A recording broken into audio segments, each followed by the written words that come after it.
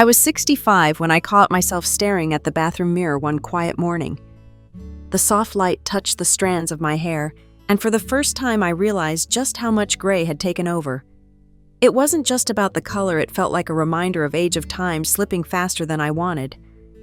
My heart sank a little. I didn't feel old inside, but those silver strands made me look years older than I truly felt. Like many people my age, I thought about dye.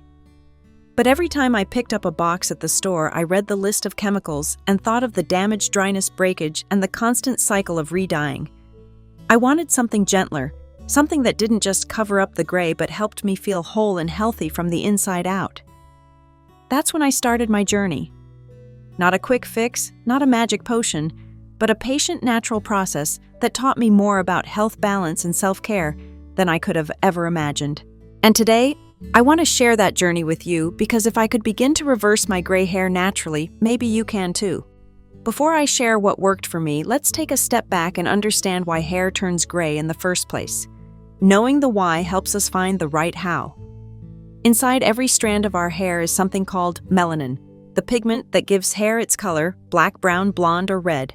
When we're young, our hair follicles produce plenty of melanin, and that's why our hair is vibrant. But as we age, the melanocytes, those tiny pigment cells, start to slow down. Less melanin means less color, and what we see instead is gray or white hair. But age isn't the only reason. Scientists have found that hydrogen peroxide builds up in the hair follicle as we get older. Normally, our body has an enzyme called catalase that breaks it down. But when catalase levels drop, the hydrogen peroxide literally bleaches the hair from the inside out. That's why some people notice gray hair earlier than others. Other factors matter too. Stress has been linked to premature graying because it speeds up oxidative damage. Nutrient deficiencies, especially vitamin B12, copper, and iron, can weaken hair pigmentation. Even lifestyle habits like smoking or poor diet can accelerate the process. So when I looked at my gray strands at 65, I knew it wasn't only age. My body was giving me signals of stress, of imbalance, of nutrients I might have been missing. And that realization gave me hope. Maybe with the right changes, I could help my hair regain some of its natural color. The real turning point came during a family gathering. We were celebrating my granddaughter's birthday, and as I leaned down to help her blow out the candles, she looked at me with those bright little eyes and asked, "Grandma, why is your hair turning white like snow?" She didn't mean any harm. Children never do. But her innocent words pierced my heart. In that moment, I didn't just see my reflection in the mirror anymore. I saw it through her eyes. I realized how much I had let my gray hair define the way I felt about myself. That night, I sat at my kitchen table with a cup of tea thinking. I didn't want to hide behind chemical dyes. I wanted to feel strong, natural, and radiant. I wanted my hair to reflect how I truly felt inside, still vibrant, still youthful, still full of life. So I made a decision. I would search for natural answers. I would read, experiment, and most importantly, be patient. This wasn't about vanity. It was about health, about confidence, and about taking control of something I thought I had lost to time. That was the beginning of my journey back to natural color. When I first started this journey, I realized one simple truth. Our hair is a reflection of what we feed our bodies. If the body is missing key nutrients, the hair will show it first. So instead of reaching for a box of dye, I reached into my kitchen.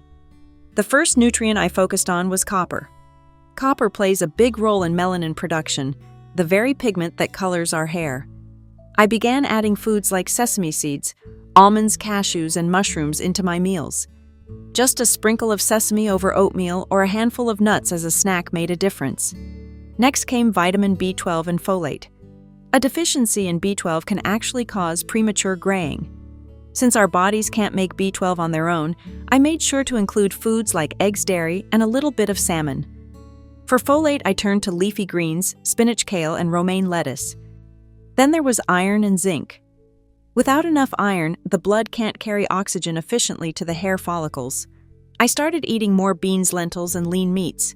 Zinc helped with hair strength, so pumpkin seeds and chickpeas became regulars in my pantry. I also shifted away from processed foods. Instead of grabbing a packaged snack, I made simple swaps. Fresh fruit instead of cookies, whole grain bread instead of white. These changes didn't just help my hair, they boosted my energy and made me feel healthier overall. I reminded myself, food isn't a quick fix. It's a steady, gentle way of giving your body what it's been missing. And over time, the results quietly show in stronger, shinier, and yes, more colorful hair. Once I had my nutrition in place, I turned my attention to simple natural remedies that people had been using for centuries. Some of them sounded unusual at first, but with patience, I discovered how powerful they could be. The first one was onion juice. Strange, I know. But onions are rich in an enzyme called catalase, which helps break down the hydrogen peroxide that builds up in our hair follicles and bleaches the color out. Twice a week, I would blend a small onion, strain the juice, and massage it gently into my scalp. I left it on for about 30 minutes before rinsing. The smell wasn't pleasant, but the results over time were worth it. My new growth started to look darker at the roots. Another remedy I discovered was amla or Indian gooseberry. This little fruit is packed with antioxidants and vitamin C, both of which support healthy hair pigmentation. I used amla oil as a scalp massage treatment and occasionally drank amla tea. It became a soothing ritual before bed. Then there was blackstrap molasses. Just 1 tablespoon a day provided a good amount of copper, iron, and trace minerals. I stirred it into warm water or oatmeal. It added a rich sweetness while nourishing my hair from within. Lastly, I tried a sage and rosemary rinse. Both herbs have natural darkening properties and improve circulation to the scalp. I would simmer the leaves in water, let the mixture cool, and pour it over my hair after shampooing. Over time, my hair felt softer and looked subtly richer in color. None of these remedies worked overnight. But little by little, week after week, they built up results I could see, and they made me feel connected to traditions that valued natural healing. Nutrition and remedies gave my body what it needed, but there was another layer I couldn't ignore: my lifestyle. The way I lived day to day played just as much of a role in my hair health as what I ate. The first big change was stress management. For years, I carried tension in my shoulders, worried about family bills and health. But I learned that stress speeds up oxidative damage in the body, including the graying of hair. So I made time for 20 minutes of gentle meditation each morning. Sometimes it was just breathing deeply, other times listening to calming music. Those moments quieted my mind, and I believe gave my body a chance to heal. Sleep was another factor.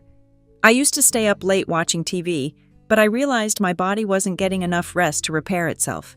I shifted my bedtime earlier, made my room darker and cooler, and within weeks, I noticed better energy and improved skin and hair. I also cut back on smoking and alcohol.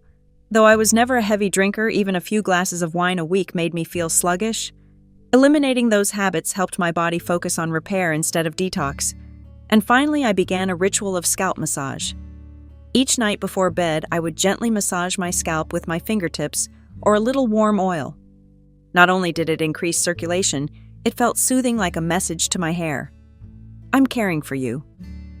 These shifts were simple, but together they created the environment my hair needed to recover. What amazed me most during this journey was how science often backed up what traditional wisdom had been saying for centuries. At first, I thought remedies like onion juice or amla oil were just old folk tales. But as I dug deeper, I found research that connected the dots. For example, studies have shown that hydrogen peroxide naturally builds up in hair follicles as we age, essentially bleaching our hair from within.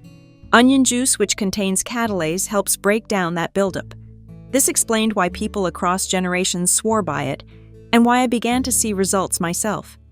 Similarly, antioxidants, which we get from foods like berries, greens, and herbs such as rosemary and sage, help fight oxidative stress, a major culprit in premature graying.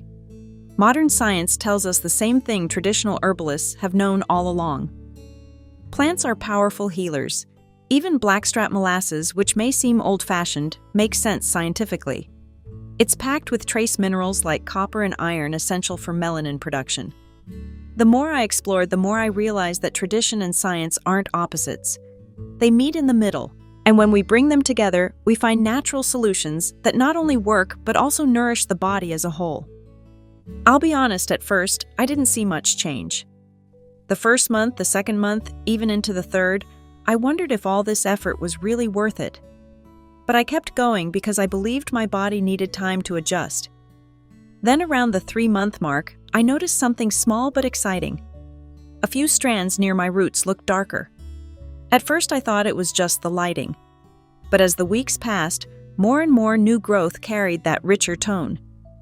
It wasn't dramatic, my hair didn't suddenly turn back to the color I had at 30, but it was real progress. By 6 months, my hair looked fuller, healthier, and more vibrant. Family members even commented that I seemed younger, though they couldn't quite figure out why. That subtle change gave me confidence not only in my appearance, but in the choices I made for my health. If you're listening to this and thinking, it's too late for me, I'm already in my 60s or 70s, let me tell you, no, it's not. Our bodies are remarkable. They respond to care, to nourishment, to patience, no matter our age. Reversing gray hair naturally isn't about chasing youth or pretending to be someone we're not. It's about reminding ourselves that we can age with strength, grace, and vitality. You don't need to bathe your scalp in harsh chemicals or spend a fortune at salons. You can start right where you are at your kitchen table with foods, herbs, and habits that nourish you from the inside out. Be gentle with yourself. Don't expect overnight miracles. Think of it as planting a garden. You water it, nurture it, and little by little, new life begins to show. That's how my journey unfolded, and it can be the same for you. Most importantly, don't let your reflections steal your joy. Whether your hair is silver, black, brown, or somewhere in between, you are more than your appearance. But if you want to try, if you want to see what's possible, know this: it's never too late to begin. Looking back, I realized this journey wasn't only about reversing gray hair, it was about reclaiming a part of myself I thought was gone. The mirror no longer feels like an enemy. Instead, it reflects the choices I've made to live healthier, more naturally, and more confidently. If there's one message I hope you take away, it's this: your hair does not define your worth, but the way you care for yourself truly matters.